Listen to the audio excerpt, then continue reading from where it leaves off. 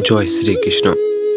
শ্রীকৃষ্ণের বাঁশির সুর যেন এক গভীর স্বর্গীয় মন্ত্র, যা একবার শোনা মাত্রই আত্মার গভীরে এক অনবর্জনীয় অনুভূতি জাগিয়ে তোলে। এই বাঁশির সুরে শুধু মানুষ নয়, সমগ্র সৃষ্টি যেন মোহিত হয়ে পড়ে। গরু, পাখি, গোপীরা, এমনকি যমুনা জলও থমকে যায়। এই বাঁশির এমন কি রহস্য? কেন এর সুর এত মায়াবী? আজ আমরা সনাতন শাস্ত্র অনুসারে শ্রীকৃষ্ণের বাঁশির আধ্যাত্মিক শক্তি ও এর অন্তর্নিহিত মহিমা নিয়ে জানব।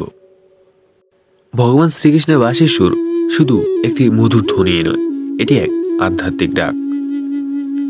গোপীরা এ বাঁশির সুর শুনে সমস্ত পার্থিব বন্ধন ভুলে শ্রীকৃষ্ণের দিকে ছুটে যেতেন। এটি ছিল শুদ্ধ প্রেমের প্রতীক, যেখানে আত্মা এবং পরমাত্মার সঙ্গে মিলিত হতে চায়। এর সুর শোনা মাত্রই যমুনা জল থমকে যায়, বৃক্ষরাজি নত হয়, পশু পাখিরা অবাক বিস্ময়ে স্থির হয়ে যায়। বলা হয় এই বাঁশির সুর আসলে মোক্ষের ডাক, যা কৃষ্ণ ভক্ত তাদের আত্মা এ সুর শুনলে পরমধামে পৌঁছানোর জন্য ব্যাকুল হয়ে ওঠে।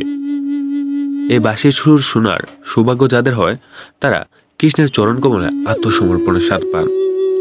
কেন এই বাঁশি এত শক্তিশালী? শাস্ত্র মতে এই বাঁশির এক গোপন শক্তি রয়েছে। বাঁশির ভেতরে কোনো প্রতিবন্ধকতা নেই, এটি সম্পূর্ণ ফাঁফা। এটি আমাদের শেখায় শ্রীকৃষ্ণের সান্নিধ্য পেতে আমাদের হৃদয়কেও বাঁশির মতো শূন্য করতে হবে। কোনো অহংকার, কামনা বা মোহ যেন সেখানে না থাকে। এটি শরীরে 7টি চক্রের প্রতীক, যা যদি শুদ্ধ হয় তবে আত্মা কৃষ্ণের বাঁশির সুরের মতোই পবিত্র ও মোক্ষ লাভের উপযুক্ত হয়ে ওঠে। কৃষ্ণ যখন বাঁশি বাজান, তখন এটি আত্মার পূর্ণ সমর্পণের সংকেত দেয়। শ্রীমদ্ ভগবদ গীতা বলা হয়েছে, কৃষ্ণ ভক্তের হৃদয়ে বাঁশির মতো শুদ্ধ হলে কৃষ্ণ নিজে তার মধ্য দিয়ে প্রবাহিত হন।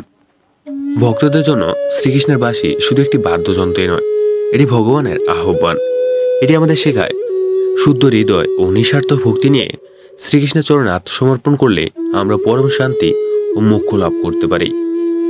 আপনার কি মনে হয়, শ্রীকৃষ্ণের বাঁশির রহস্য কি শুধু একটি পৌরাণিক কাহিনী, নাকি সত্যি এর আধ্যাত্মিক শক্তি আছে? কমেন্টে আপনার মূল্যবান মন্তব্য জানাবেন।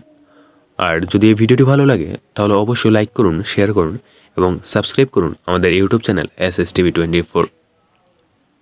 ধন্যবাদ।